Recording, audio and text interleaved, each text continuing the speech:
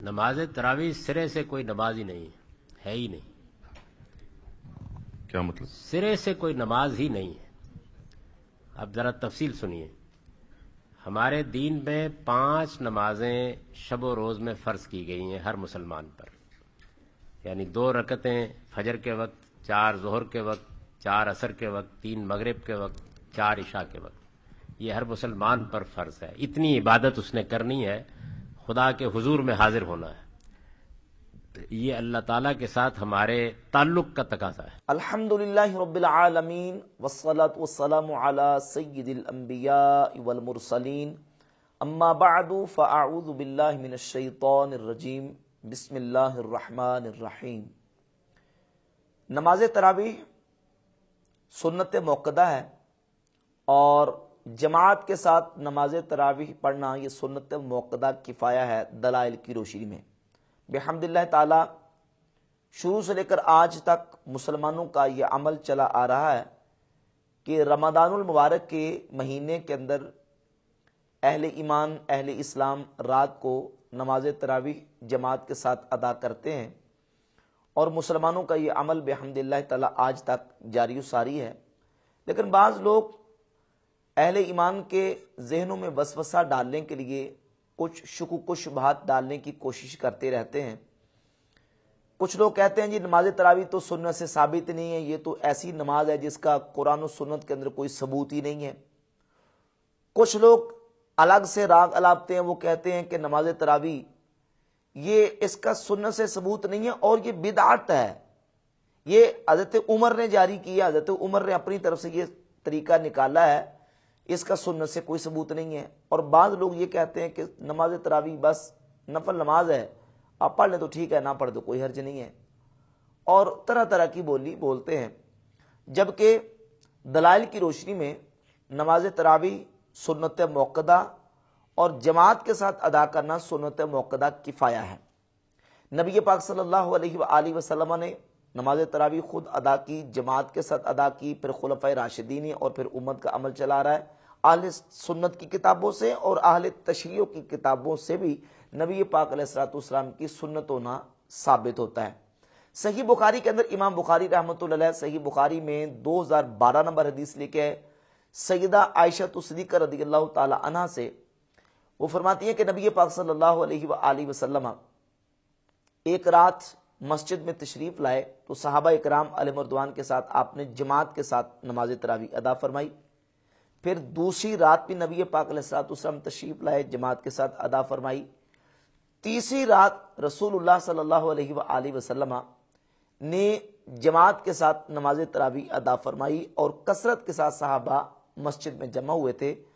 چوتھی رات نبی پاک علیہ الصلوۃ والسلام تشریف نہیں لائے،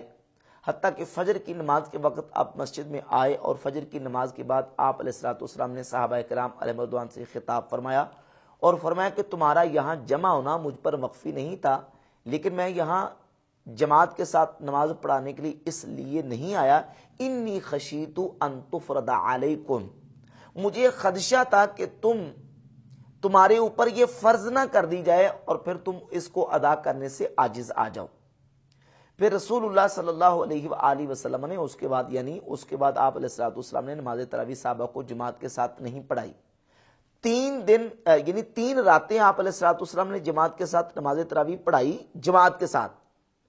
اور پھر بعد میں فرمایا کہ مجھے خدشہ کہ تمہارے اس فعل کے التزام کی وجہ سے کہیں تم پر فرض نہ کر دی جائے اور اگر فرض ہوگی تو پھر تم اس کو ادا کرنے سے عاجز آ جاؤ گے. اب رسول اللہ صلی اللہ علیہ وآلہ وسلم نے باقی دنوں میں جماعت کے ساتھ نماز تراویح نہ پڑھانے کی علت کو بیان فرما دیا کہ جب تک نبی پاک علیہ الصلوۃ والسلام ظاہری حیات طیبہ میں صحابہ کرام علیہ رضوان کے درمیان میں موجود ہیں تو وہ زمانہ اور وہ وقت نزول وحی کا ہے، وہ تشریع کا وقت ہے، یعنی شریعت کے احکامات ابھی آ رہے ہیں، وحی ابھی نازل ہو رہی ہے. کہیں یہ نہ ہو کہ تم پر یہ فرض کر دی جائے اور پھر تمہیں اس کو ادا کرنا مشکل ہو جائے اور تم اس کو ادا کرنے سے عاجز آ جاؤ. تو جب علت زائل ہوگی، علت یہ تھی کہ کہیں فرض نہ کر دی جائے، رسول اللہ صلی اللہ علیہ وآلہ وسلم کے وصال اقدس پر وہ علت زائل ہوگی. جب علت زائل ہوگی تو حکم اپنی اصل پر باقی آ گیا کہ رسول اللہ صلی اللہ علیہ وآلہ وسلم کی چاہت یہ ہے کہ صحابہ کرام علیہم رضوان جماعت کے ساتھ نماز تراویح کو پڑھیں۔ اور پھر نبی پاک علیہ الصلوۃ والسلام نے ترغیب ارشاد فرمائی۔ سیدنا ابو ہریرہ رضی اللہ تعالیٰ عنہ سے صحیح مسلم میں 559 نمبر حدیث ہے کہ نبی علیہ الصلوۃ والسلام صحابہ کو نماز تراویح پڑھنے کی ترغیب ارشاد فرماتے تھے، اگرچہ عزیمت کے ساتھ حضور حکم نہیں دیتے تھے۔ کانا رسول اللہ صلی اللہ علیہ وسلم یرغب فی قیام رمضان، نبی کریم علیہ الصلوۃ والسلام قیام رمضان میں صحابہ کو ترغیب ارشاد فرماتے تھے۔ اور صحیح بخاری میں حدیث نمبر 37 ہے کہ رسول اللہ صلی اللہ علیہ وآلہ وسلم نے ارشاد فرمایا من قام رمضان ایمانا و احتسابا غفر له ما تقدم من ذنبہ، جس نے ایمان اور ثواب کی نیت سے رمضان شریف کی راتوں کو قیام کیا اس کے سابقہ گناہ بخش دیے گئے۔ اب ان احادیث سے یہ ثابت ہوا کہ نبی پاک علیہ الصلوۃ والسلام نے رمضان کی راتوں میں قیام اللیل یعنی نماز تراویح پڑھنے کی ترغیب بھی ارشاد فرمائی، ثواب کی بشارت بھی عطا فرمائی، اور رسول اللہ علیہ الصلوۃ والسلام نے خود پڑھی بھی اور صحابہ کو جماعت کے ساتھ آپ علیہ الصلوۃ والسلام نے پڑھائی بھی۔ اب اس کے بعد 3 دن کے بعد آپ علیہ الصلوۃ والسلام نے کیوں نہیں پڑھائی، اس کی علت خود بیان فرما دی، کہیں تم پر فرض نہ ہو جائے۔ تو یہ علت آپ علیہ الصلوۃ والسلام کی ظاہری حیات طیبہ تک تو تھی، لیکن بعد میں آپ علیہ الصلوۃ والسلام کی وصال کے بعد وہ علت زائل ہو گئی اور حکم جو ہے واپس اپنی اصل پر آ گیا کہ رسول اللہ علیہ الصلوۃ والسلام کی منشا اور چاہت یہ ہے کہ حضور کے امتی نماز تراویح مسجد میں آ کے پڑھیں اور جماعت کے ساتھ ادا کریں۔ اس کے ساتھ ایک اور حدیث سیدنا ابو ذر غفاری رضی اللہ تعالی عنہ سے جامع ترمذی میں، سنن نسائی میں اور سنن ابن ماجہ میں موجود ہے۔ سنن ابن ماجہ میں اس حدیث کا نمبر ہے 1327 نمبر، اور جامع ترمذی میں 806 نمبر، اور سنن نسائی میں 1365 نمبر حدیث ہے۔ سیدنا ابو ذر غفاری رضی اللہ تعالیٰ عنہ فرماتے ہیں کہ نبی پاک صلی اللہ علیہ وآلہ وسلم 23ویں کی رات کو مسجد میں تشریف لائے تو آپ علیہ الصلوۃ والسلام نے رات کا 1/3 حصہ صحابہ کرام علیہ رضوان کو جماعت کے ساتھ نماز پڑھائی۔ پھر 25ویں کی رات کو آپ علیہ الصلوۃ والسلام تشریف لائے تو آپ نے رات کا آدھا حصہ صحابہ کو جماعت کے ساتھ نماز پڑھائی، آدھا حصہ پڑھائی، اور پھر بعد میں آپ علیہ الصلوۃ والسلام نے ختم فرما دی 25ویں رات کو۔ ابو ذر غفاری رضی اللہ تعالیٰ فرماتے ہیں کہ میں نے حضور علیہ السلام کی بارگاہ میں عرض کی، یا رسول اللہ لو نفلتنا بقیت لیلتنا ہذہ، کاش کہ آپ رات کا باقی حصہ بھی ہمیں یہ نفل نماز پڑھاتے۔ تو آپ علیہ الصلوۃ والسلام نے فرمایا من قام مع الامام حتی ینصرف فانہ یعدل قیام لیلۃ، جس نے امام کے ساتھ قیام اللیل کیا، رات کو نماز تراویح پڑھی، امام کے فارغ ہونے تک وہ امام کے ساتھ رہا، گویا کہ اس نے ساری رات قیام کیا۔ فضیلت آپ علیہ الصلوۃ والسلام نے بیان فرما دی کہ جو مسجد میں آ کے امام کے ساتھ قیام اللیل کرے گا، نماز تراویح پڑھے گا، آپ علیہ الصلوۃ والسلام نے فرمایا کہ امام کے فارغ ہونے تک جو امام کے ساتھ رہا تو گویا کہ اس نے ساری رات قیام اللیل کیا، یعنی اس کو ساری رات قیام اللیل کا ثواب ملے گا۔ اس حدیث کو امام ترمذی رحمۃ اللہ علیہ نے جامع ترمذی میں 806 نمبر بیان کیا، اور بیان کر کے امام ترمذی رحمۃ اللہ علیہ نے نیچے اس کے کمنٹس بھی ذکر کی، میں اس کے نیچے آپ کے سامنے وہ کمنٹس بھی پڑھ دیتا ہوں۔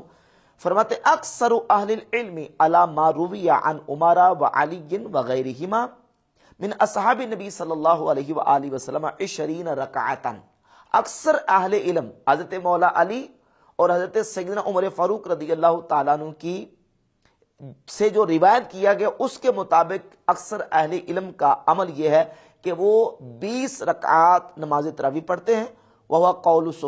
ثوری وابن المبارک والشافعی، یہی قول امام سفیان ثوری کا، امام عبداللہ بن مبارک کا اور امام شافعی کا ہے۔ وقال الشافعی، اور امام محمد بن ادریس شافعی رحمۃ اللہ علیہ جو کہ مجتہد مطلق ہے، وہ کہتے ہیں ہاں قضا ادرکت ببلدنا بمکہ یصلون 20 رکعتا، فرماتے ہم نے ایسے ہی اہل مکہ کو پایا ہے کہ وہ اہل مکہ شریف میں 20 رکعت نماز تراویح ہی ادا کرتے ہیں، ہم نے لوگوں کو مکہ شریف میں ایسے ہی پایا ہے۔ امام ترمذی رحمۃ اللہ علیہ اس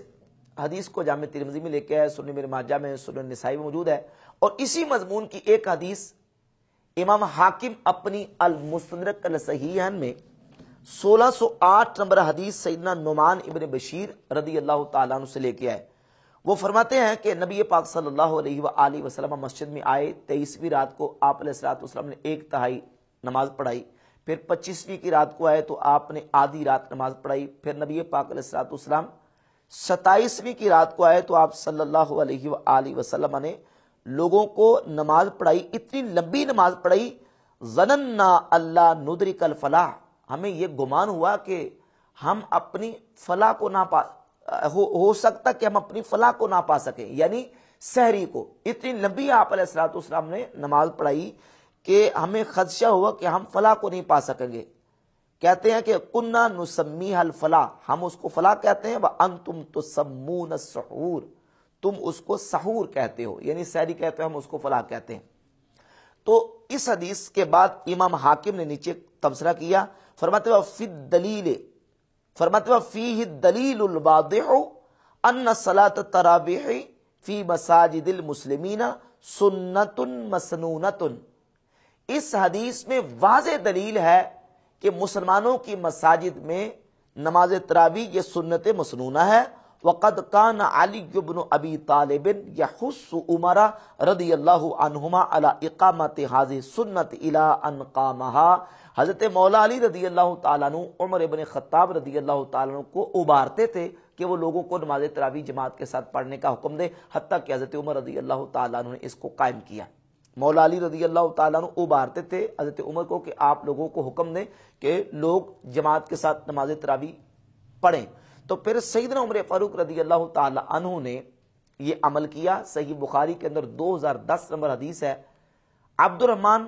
بن عبد القاری بیان کرتے ہیں کہ میں حضرت عمر رضی اللہ تعالیٰ عنہ کے ساتھ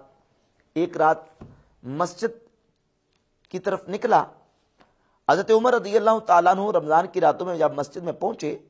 تو لوگوں کو دیکھا کہ لوگ متفرق طور پہ نماز رات کی پڑھ رہے ہیں، نماز تراویح پڑھ رہے ہیں، کچھ لوگ الگ الگ اپنی اپنی پڑھ رہے تھے، وَيُصَلِّ الرَّجُلُ فَيُصَلِّ بِصَلَاتِهِ الرَّاحَةُ، اور کچھ لوگ جو جماعت کے ساتھ نماز پڑھ رہے تھے۔ حضرت عمر نے جب دیکھا تو فرمایا انی ارا لو جمعت هؤلاء على قارئ واحد لکان امثل، تو حضرت عمر نے کہا کہ میں خیال کرتا ہوں کہ اگر میں ان لوگوں کو ایک قاری کے پیچھے جمع کر دوں تو یہ زیادہ اچھا ہے۔ حضرت مولا علی حضرت عمر کو ابارتے تھے کہ آپ لوگوں کو کہیں کہ وہ جماعت کے ساتھ نماز تراویح مسجد میں آ کے پڑھیں۔ یہ امام حاکم نے المستدرک میں ذکر کیا، اور یہاں صحیح بخاری میں 2010 نمبر حدیث ہے کہ حضرت عمر کہتے ہیں کہ میں یہ خیال کرتا ہوں کہ میں لوگوں کو ایک قاری کے پیچھے جمع کروں، یہ اچھا ہے، امثل، یہ زیادہ بہتر ہے۔ تو پھر حضرت عمر رضی اللہ تعالیٰ نے اس کا پکا ارادہ کر لیا۔ ثم عزم فجمعهم على ابی بن کعب، پھر حضرت عمر رضی اللہ تعالیٰ نے پکا ارادہ کیا اور ابی ابن کعب رضی اللہ تعالیٰ کے پیچھے لوگوں کو نماز پڑھنے کے لیے حضرت عمر رضی اللہ تعالیٰ نے جمع فرما دیا۔ یہ ابی ابن کعب کون ہے؟ قرآن کے بہت بڑے عالم صحابی، قرآن کے بہت بڑے قاری صحابی، اور ان کے حوالے سے امام بہقی نے السنن الکبریٰ کے اندر ایک روایت جلد نمبر 3 صفحہ نمبر 526 پہ 4610 نمبر روایت ذکر کی۔ یہ اس کی سند مرسل ہے، اور قال شیخ ھذا مرسل حسن، یہ مرسل حسن ہے۔ اور وہ روایت کیا ہے کہ نبی پاک صلی اللہ علیہ وآلہ وسلم رمضان کی راتوں میں ایک رات مسجد میں تشریف لائے کہ لوگ سیدنا ابی ابن کعب رضی اللہ تعالیٰ عنہ کے ساتھ مل کے نماز پڑھ رہے تھے۔ تو آپ علیہ الصلوۃ والسلام نے فرمایا ما یصنع ہؤلاء، یہ کیا کر رہے ہیں؟ قال قائل، تو کسی کہنے والے نے کہا یا رسول اللہ ہؤلاء ناس لیس معهم قرآن، حضور یہ وہ لوگ ہیں جن کو قرآن نہیں آتا، وابی بن کعب یقرأ وهم معه یصلون، اور ابی ابن کعب وہ قرآن پڑھتے ہیں اور یہ لوگ ان کے ساتھ مل کے نماز پڑھتے ہیں، بصلاتے ہی ان کے ساتھ مل کے نماز پڑھتے ہیں۔ قال، تو نبی پاک علیہ الصلوۃ والسلام نے فرمایا قد احسنوا او قد اصابوا ولم یکرہ ذلک لهم، نبی کریم علیہ الصلوۃ والسلام نے اس کو ناپسند نہیں کیا، بلکہ آپ نے ان کی تصریف فرمائی اور کہا کہ انہوں نے درست کیا اور انہوں نے اچھا کیا، ایک قاری قرآن کے پیچھے جمع ہو کے قرآن سننے کے لیے یہ نماز تراویح پڑھ رہے ہیں۔ تو نبی پاک علیہ الصلوۃ والسلام نے اس کی تحسین کی۔ یہ روایت اگرچہ مرسل ہے، شیخ کہتے ہیں کہ یہ مرسل حسن ہے، اور اس کی تائید ہو جاتی ہے حضرت عمر رضی اللہ تعالیٰ عنہ کے اس عمل سے کہ آپ نے سیدنا ابی ابن کعب رضی اللہ تعالیٰ عنہ کو صحابہ کرام میں سے نماز پڑھانے کے لیے مقرر کیا۔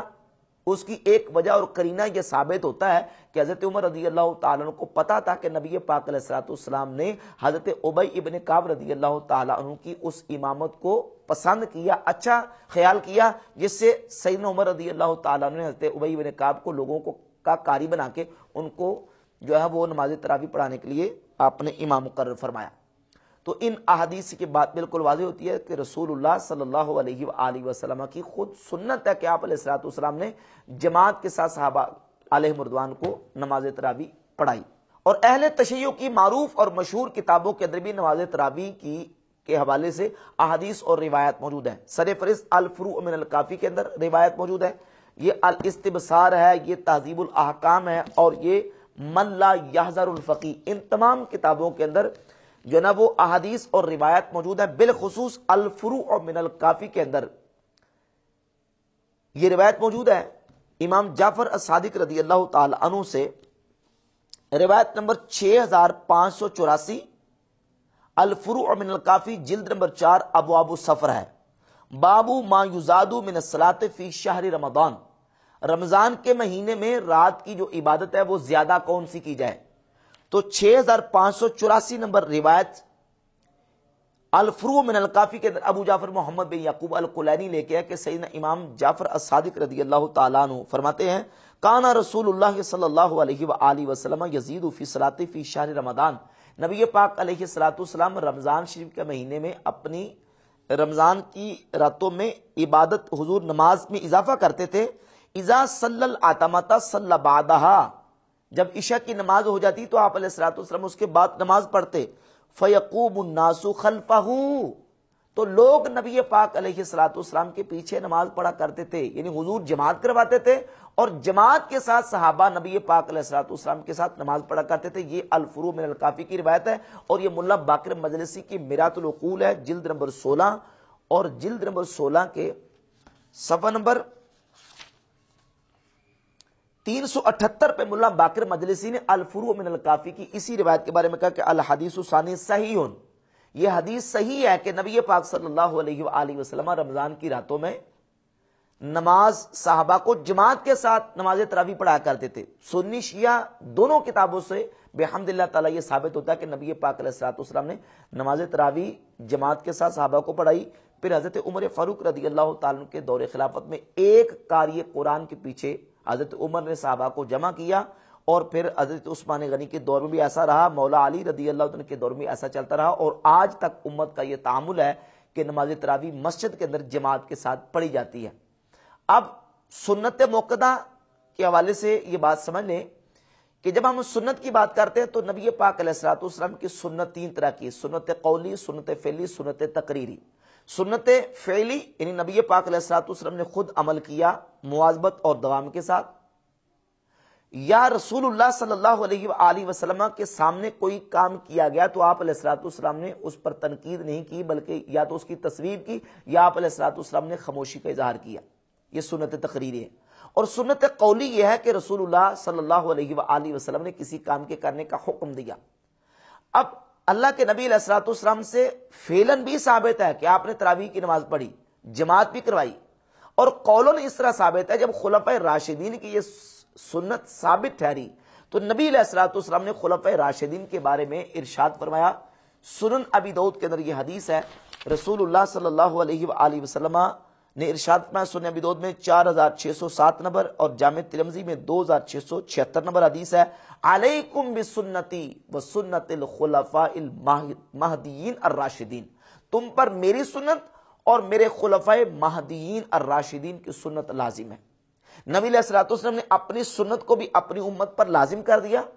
اور جو سنت اور طریقہ خلفائے راشدین اختیار کریں گے وہ طریقہ اور سنت بھی امت پر نبی علیہ الصلوۃ والسلام نے اپنے قول کے ذریعے لازم کر دی۔ اور اس کے علاوہ جامع ترمذی میں 3671 نمبر اور سنن ابن ماجہ میں 97 نمبر اور مستدرک الصحیحین میں 4510 نمبر حدیث ہے، جلد 3 صفحہ نمبر 290 پہ، اور اس حدیث کی سند بھی صحیح ہے۔ رسول اللہ صلی اللہ علیہ وآلہ وسلم نے شیخین کے بارے میں بالخصوص فرمایا اقتدوا باللذین من بعد ابی بکر و عمر، میرے بعد دو شخصوں کی پیروی کرنا، ابو بکر کی اور عمر کی۔ ابو بکر اور عمر کی پیروی کو رسول اللہ صلی اللہ علیہ وآلہ وسلم نے لازم کر دیا۔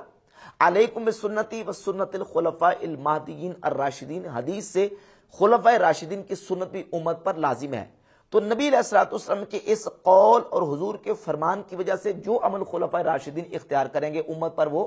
لازم ہے، امت پر وہ ضروری ہے۔ تو اس اعتبار سے نماز تراویح سنت موقدہ بھی ہے، اور جماعت کے ساتھ، چونکہ حضرت عمر رضی اللہ تعالیٰ نے ایک قاری قرآن کے پیچھے لوگوں کو جمع کیا، جماعت کے ساتھ نماز تراویح سنت موقدہ کفایہ ہے۔ ہاں یہ ہے کہ ہر مسلمان کے اوپر جماعت لازم نہیں ہے، البتہ یہ کہ مسلمان جمع ہو کے، جو علاقے کے مسلمان ہیں وہ جمع ہو کے جماعت قائم کر لیں تو باقیوں کی طرف سے جماعت جو ہے وہ کفایت کر جائے گی۔ لیکن یہ ہے کہ جو فی نفس ہی نماز تراویح ہے وہ سنت موقدہ ہے، وہ پڑھنا ضروری ہے۔ ہاں ہر ایک کا جماعت کے ساتھ پڑھنا ضروری نہیں ہے، جماعت بہرحال قائم کرنا یہ ضروری ہے تاکہ خلفاء راشدین کی اس سنت پر عمل جاری و ساری رہے۔